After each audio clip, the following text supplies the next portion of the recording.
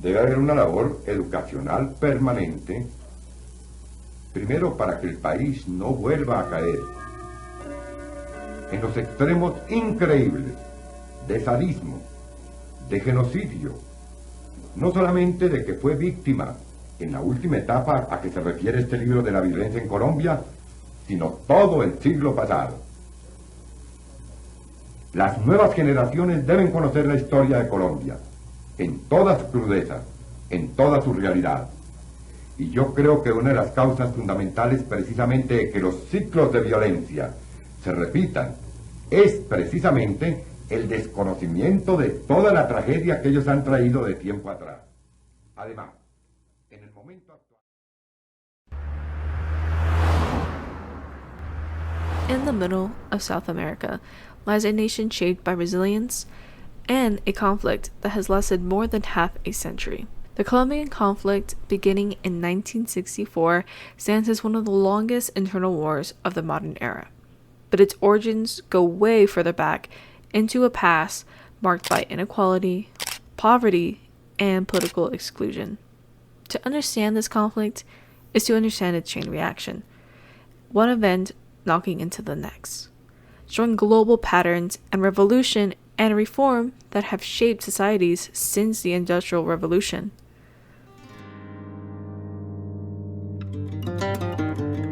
The story begins in 1948 with the assassination of Jorge Eliécer Gaitán, a Colombian political leader who spoke for social justice and political inclusion. His death ignited a firestorm. Colombia plunged into La Violencia, a brutal decade-long civil war between liberals and conservatives. Was La Violencia a cause of the Colombian conflict? The answer is yes. It was the spark that lit the fuse. Beneath the political violence lay deeper fractures, land concentration, rural poverty, and the exclusion of entire communities created fertile ground for a rebellion. As many sources note, Colombia's unequal social structure made conflict almost unavoidable. By the early 1960s, new revolutionary groups emerged. Most notably were the FARC and the ELN. They claimed to defend the poor, arguing that armed struggle was the only path to change.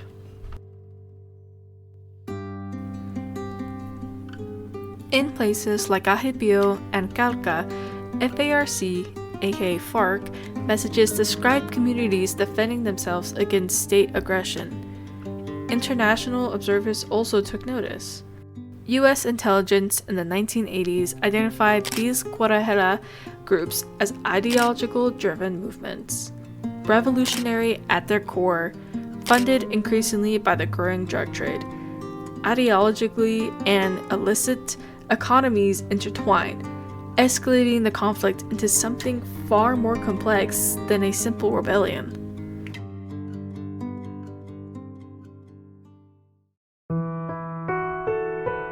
The revolution invited reaction, and the Colombian state responded with force. Rather than addressing the roots of inequality, the government doubled down on militarization. Anti-communist operations, often supported by the United States, were expanded. Paramilitary groups, some with tacit state approval, entered the fray. Our position with regard to security assistance to Colombia is that that security assistance should be subject of conditions, restrictions, and benchmarks that allows the U.S. government as well as the Colombian government to be able to certify that units who are receiving training and support. By the 1980s, declassified DEA reports show how the government increasingly framed Guerrilla groups through the lens of narcotics and national security. This framing justified even greater militarization, but civilians paid the highest price.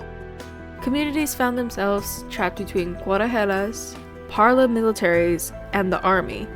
Testimonies collected by the Centro Nacional de Memoria Histórica described families unsure of who posed the greater threat. Violence became part of daily life. Private letters from victims preserved by HRDAG revealed fear, desperation, and the quiet endurance of people living in zones of conflict. This was no longer just a revolution. It had become a cycle. Revolution provoking reaction, reaction provoking further resistance, a domino effect that seemed impossible to stop.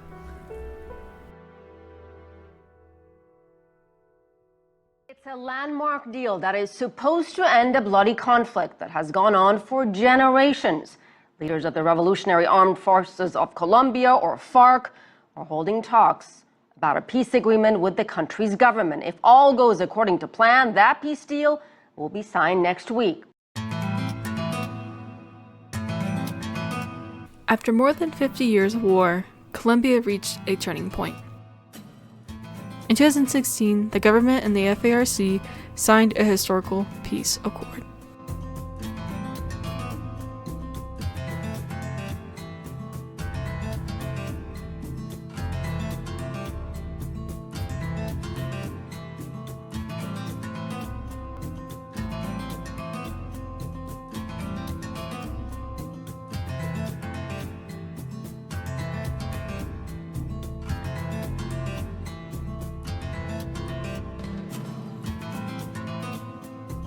The accord sought to address the structural causes of the conflict: land redistribution and rural development, political participation rights for former rebels, truth commissions and re-permissions for victims, demobilization and reintegration programs. These reforms not only aim to end the war, but to transform Colombia's political and social landscape. Yet reform is never simple. Analysts note that narcotics trafficking remained a big obstacle when coming to rural development. Still, the peace accord stands as one of the most inspiring reform efforts in Latin American history, a testament to Colombia's determination to rebuild.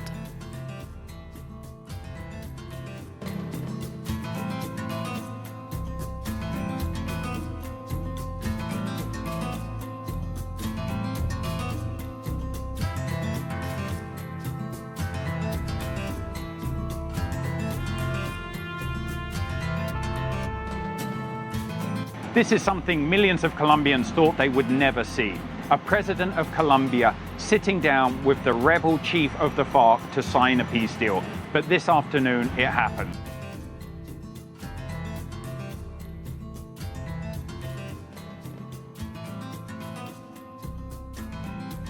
Get behind this. We can stop spending the money on the war and spend it on our people.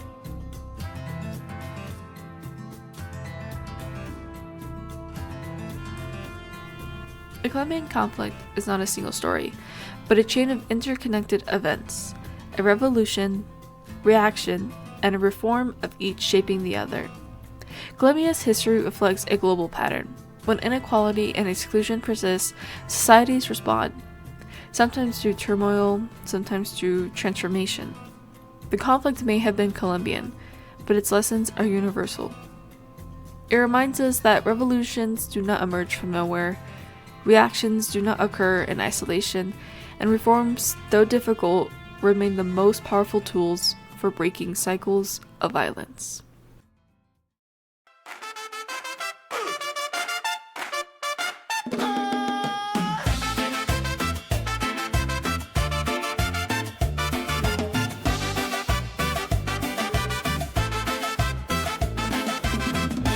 Todos van al río a pescar y nadar, pero él se queda solo mirando el solar.